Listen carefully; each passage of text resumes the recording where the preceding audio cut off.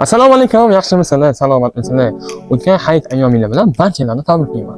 Sharq mebel do'konida kunlik to'lovi atigi 29 ming so'mdan bo'lgan Chester bar ugolimiz haqida bugun gaplashamiz. Ko'rishinglar mumkin, bar ugolimizning Chester variantimizni sifatlari juda ham yaxshi.